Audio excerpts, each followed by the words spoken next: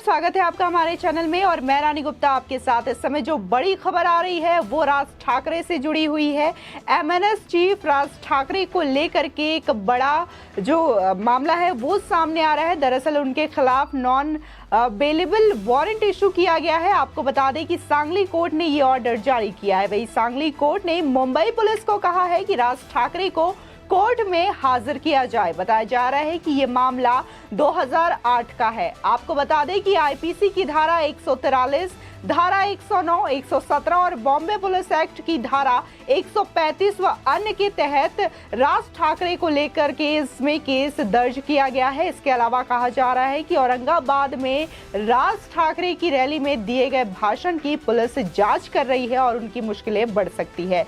इसके अलावा पुलिस इस पर एक्शन भी ले सकती है। वहीं अगर बात करें तो आज लाउड स्पीकर मामले को लेकर के जिस तरीके से राज ठाकरे ने अल्टीमेटम दिया था 3 मई का, तो आज 3 मई है और देखना होगा कि राज ठाकरे फिलहाल क्या फैसला लेते हैं। वैसे उन्होंने अपने कार्यकर्ताओं को सख्त हिदायत दी है कि आज जो है अक्षय तृतीया का भी त्यौहार है, ईद का भी त्यौहार है और इस त्योहारों को देखते हुए कोई भी तरीके की अशांति पैदा ना हो, इसके लिए उन्होंने अपने कार्यकर्ताओं को आज शांत रहने के लिए कहा है। उन्होंने कहा है कि 4 मई पर मैं इस पे कुछ बोलूंगा, फिलहाल मैं आज इस पर कुछ भी बात नहीं करूंगा। आपको बता दें कि राज ठाकरे ने ट्विटर पर एक पोस्ट शेयर किया है जिसपे कि उन्होंने ये बात की है 3 मई का जिस तरीके से उन्होंने अल्टीमेटम दिया था उसको लेकर के अपने कार्यकर्ताओं को ये नसीहत दी है कि आज वो शांत रहे, किसी भी तरीके की कोई भी हरकत ना करे।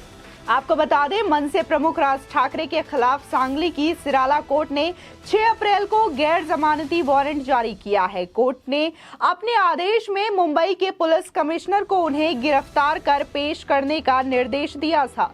इस आदेश के बाद भी मुंबई पुलिस मनसे प्रमुख के खिलाफ जारी आदेश पर अमल नहीं करा सकी है। बता दें महाराष्ट्र नवनिर्माण सेना के अध्यक्ष राज ठाकरे द्वारा मस्जिदों पर लगे लाउड स्पीकर को हटाने वाला अल्टीमेटम आज खत्म हो रहा है। उन्होंने कुछ दिनों पहले चेतावनी देते हुए कहा था कि राज्य की मस्जिदों पर लगे लाउड स्पीकर को हटाया जाए वरना मस्जिद के सामने हनुमान चालीसा पढ़ी जाएगी। हालांकि ईद और अक्षय तृतीया को देखते हुए उन्होंने अपने तमाम कार्यकर्ताओं से आज शांत रहने की अपील भी की है। बता दें कि उन्होंने आगे क्या करना है ये मैं कल बताऊंगा। उन्होंने अपने कार्यकर्ताओं से महाआरती न करने की भी अपील की है।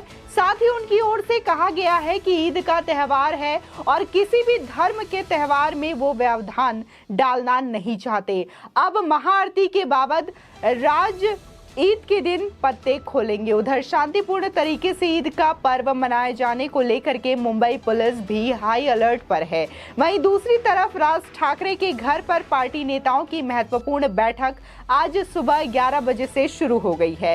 इस बैठक में लाउड स्पीकर और हनुमान चालीसा के विषय में चर्चा शुरू है। आपको बता दें मनसे प्रमुख राज ठाकरे ने कहा कि कल ईद है, कल संभाजी नगर की सभा में उस बारे में मैंने बोला ही है। मुस्लिम समाज का ये त्यौहार खुशी से मनाया जाए। पहले जो तय किया था उस अनुसार अक्षय तृतीया इस अपने त्यौहार के दिन कहीं पर भी महाआरती नहीं करनी है। लाउड स्पीकर का मुद्दा धार्मिक नहीं बल्कि सामाजिक है। इस विषय पर आगे क्या करना है इस बारे में कल ट्वीट कर भूमिका आपको बताऊंगा। साथ ही आपको बता दें कि राज ठाकरे के इस कदम के बाद महाराष्ट्र की सियासत में ये चर्चा शुरू हो गई है कि क्या सरकार की सख्ती के बाद एमएनएस बैकफुट पर आ गई है। वहीं दूसरी ओर महाराष्ट्र के गृह मंत्री दिलीप वलसे पाटिल ने राज ठाकरे के औरंगाबाद में दिए गए भाषण की जांच करने का भी फैसला लिया है।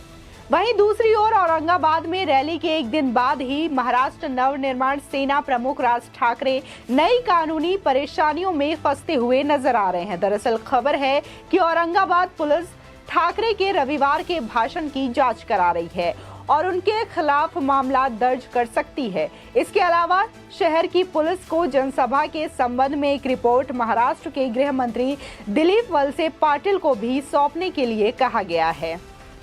बता दें कि रिपोर्ट में औरंगाबाद पुलिस के सूत्रों के हवाले से लिखा गया है कि ठाकरे की पूरी मीटिंग और भाषण को रिकॉर्ड किया गया है। ये रिकॉर्डिंग अलग अलग जगहों से की गई थी। उन्होंने बताया कि जांच के बाद ठाकरे के खिलाफ पुलिस केस दर्ज कर सकती है क्योंकि कार्यक्रम के दौरान शर्तों का उल्लंघन हुआ है। ये खबर सामने आ रही है, जैसा कि पुलिस ने पहले ही हिदायत दी थी और कई शर्त भी बताई थी। खास बात यह है कि पुलिस ने ठाकरे के सामने रैली को लेकर कई शर्तें रखी थी। मनसे प्रमुख से रैली के दौरान और बाद में आपत्तिजनक नारों, धार्मिक, जातिगत और क्षेत्रीय बातों से बचने के लिए कहा गया था। रविवार को मनसे प्रमुख ने कहा कि वो मस्जिदों से 3 मई तक लाउडस्पीकर हटाने की बात पर अडिग हैं।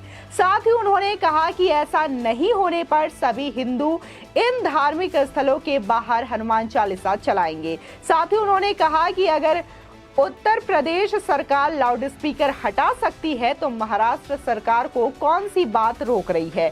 ठाकरे ने कहा कि मस्जिदों से लाउडस्पीकर हटाने की 3 मई की डेडलाइन के बाद क्या होगा, मैं इसके लिए जिम्मेदार नहीं हूं। साथ ही उन्होंने कहा कि अगर वे अच्छे तरीके से नहीं समझे तो हम उन्हें महाराष्ट्र की ताकत दिखा देंगे। साथ ही उन्होंने कहा कि सभी लाउडस्पीकर गैर कानूनी हैं। क्या ये कॉन्सर्ट है जो इतने सारे लाउडस्पीकर का इस्तेमाल किया जा रहा है? आपको बता दें, जिस तरीके से लाउडस्पीकर को लेकर के महाराष्ट्र में सियासत शुरू हुई थी तो इसके बाद पूरे देश में ये मामला तूल पकड़ने लगा था। लेकिन जब उत्तर प्रदेश की बात करें तो उत्तर प्रदेश में योगी सरकार ने ये फैसला लिया और तमाम धार्मिक स्थलों से लाउडस्पीकर को हटाने का निर्णय लिया और जहां से लाउडस्पीकर नहीं हटाए गए वहां पर उसकी आवाज जो है कम कर दी।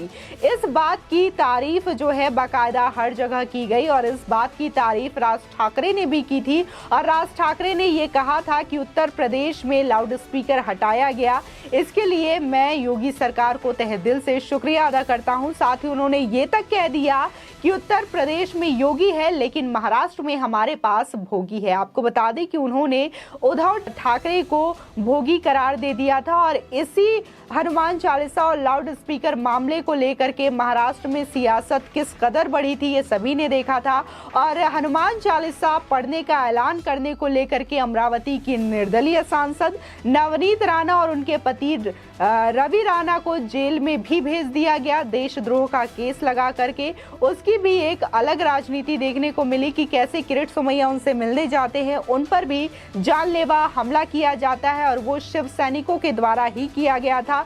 जिस तरीके से उद्धव ठाकरे जो हैं वो कहीं ना कहीं डरते हुए दिखाई दे रहे हैं इस पूरे मामले में और एक बौखलाहट के साथ जो तमाम चीजें हैं, तमाम कार्रवाई है, फिर वो चाहे किरीट सोमैया को लेकर के हो या फिर नवनीत राणा को लेकर के हो या फिर अब हाल ही में जिस तरीके से राज ठाकरे को लेकर के ये चीजें की जा रही है, ये साफ साफ उद्धव सरकार की बौखलाहट को दिखाता है। जो गठबंधन सरकार चल रही है महाराष्ट्र में उसकी बौखलाहट को दिखाता है। आपको बता दें, वही राज ठाकरे के बयान को लेकर के आम आदमी पार्टी की नेता प्रीति शर्मा मेनन ने महाराष्ट्र के मुख्यमंत्री उद्धव ठाकरे से तत्काल कार्रवाई की मांग की है। इसके अलावा ऑल इंडिया मजलिस इत्तेहादुल मुसलमान सांसद इम्तियाज जलील ने कहा है कि सरकार को ठाकरे की भाषा पर संज्ञान लेना आवश्यक है। आपको बता दें, जिस तरीके से राज ठाकरे पर जो सांगली कोर्ट ने ऑर्डर दिया है, मामला जो दर्ज है जिसको लेकर के और गैर जमानती ये वारंट जारी किया गया है, ये आज का नहीं बल्कि ये 6 अप्रैल को ही जारी किया गया था सांगली कोर्ट के द्वारा। लेकिन अभी तक मुंबई पुलिस ने राज ठाकरे को गिरफ्तार नहीं किया है।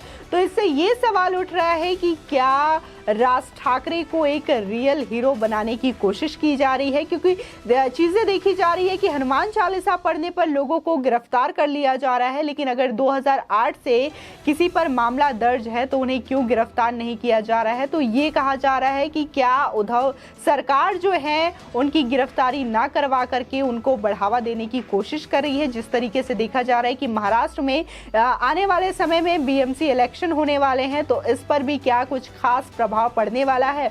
और वहीं अगर शिवसेना की बात करें तो शिवसेना को एक हिंदुत्व विचारधारा वाली सरकार माना जाता था, पार्टी मानी जाती थी, लेकिन अब जो चीजें सामने निकल के आ रही है उससे लगता है कि अब ये जो विचारधारा है वो कांग्रेस से सम्मिलित हो गई है, क्योंकि गठबंधन में जहां एनसीपी है तो वहीं कांग्रेस भी है शिवसेना के साथ। और अगर उद्धव ठाकरे की बात करें, महाराष्ट्र नवनिर्माण पार्टी की बात करें, तो ये अब हिंदुत्व विचारधारा को लेकर के चल रही है। प्रबल जोर है हिंदुत्व विचारधारा को लेकर के। जिस तरीके से इन्होंने महाराष्ट्र महाराष्ट्र की सियासत में लाउड स्पीकर और हनुमान चालीसा का मुद्दा उठाया है, तो इससे कहीं ना कहीं राज ठाकरे की जो इमेज है वो हिंदुत्ववादी इमेज बनती हुई नजर आ रही है महाराष्ट्र की सियासत में। और कहीं ना कहीं देश की सियासत में भी, देश की राजनीति में भी इसका फर्क जो है वो साफ साफ दिखता हुआ नजर आ रहा है। आपकी इस तमाम खबर पे क्या राय है, हमारे कमेंट सेक्शन में जरूर बताएं। आगे की और भी अपडेट के लिए चैनल को सब्सक्राइब करना ना भूलें।